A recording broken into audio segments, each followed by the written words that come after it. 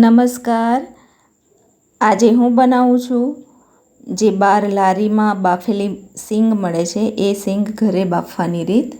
તો એના માટે 500 ગ્રામ સીંગ મેં લઈ લીધી છે અને એમાં ખૂબ જ માટી ચોંટેલી હોય છે. તો અડધો કલાક સુધી મેં પલાળી રાખી અને 2-3 વાર ચોખ્ખા પાણીમાં ધોઈ અને તૈયાર કરી લીધી છે. તો 500 ગ્રામ સીંગ કુકરમાં એડ કરું છું અને એની અંદર 2 ગ્લાસ પાણી એડ કરું છું અને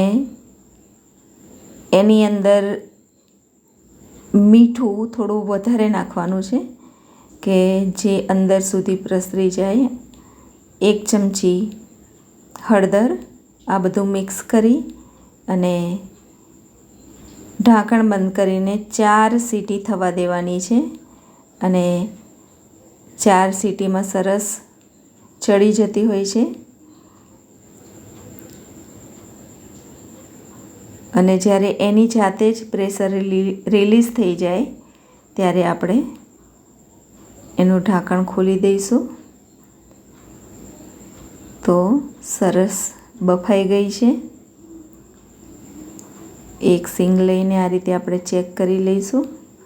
તો મસ્ત ચડી ગઈ છે. હવે કાણાવાળા ટોપલામાં આપણે નિતારી લેવાની છે. હજી થોડી થોડી ગરમ છે અને જ્યારે સીંગ બફાતી હોય છે ત્યારે આખા ઘરમાં સરસ સુગંધ આવતી હોય છે. તો આ રીતે ખૂબ જ ઓછા સમયમાં સીંગ બફાઈ અને તૈયાર થઈ જતી હોય છે. અને મિત્રો, મારી ચેનલ પર નવા હોય તો મારી યુટ્યુબ ચેનલને સબસ્ક્રાઈબ કરજો અને મારો વિડીયો સારો લાગે તો વિડીયોને શેર કરજો, લાઈક અને કોમેન્ટ પણ કરજો.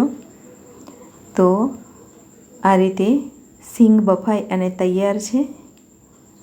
તો તમે પણ ટ્રાય કરજો. Thank you.